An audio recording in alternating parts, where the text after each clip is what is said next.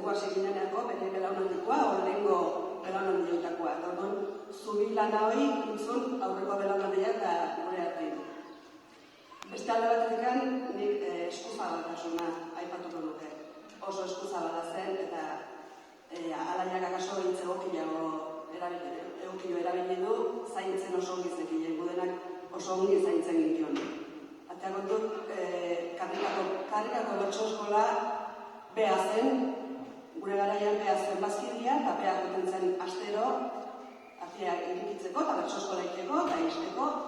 Momentu batean karrikan bi talde hasi zin, eta Juanito goten zen bi taldekin, astero, bertso eskolara, eta ikien behin, bi taldekin jaia preparatzen zigun. Eta bidera egiten zuen, isilik, izan dirik gabe, eta beha zen bezalakoa.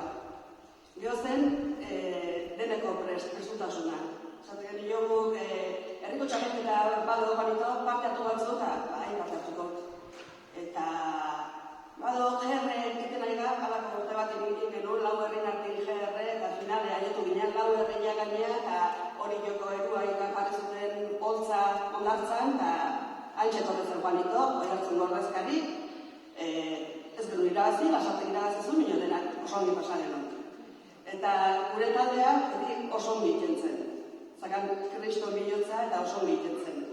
Nik azpimarratu nahi nuke, bertsolaritza eta bertsomundua Juanito bezalako pertsonek iken dutela hain gozagarria eta hain erakargarria.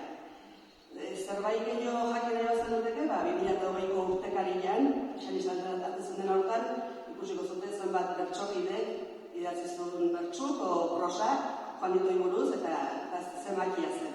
Orduan nik besteik ez dakat. Eskerrik asko, Juanito. Mucho ondiba.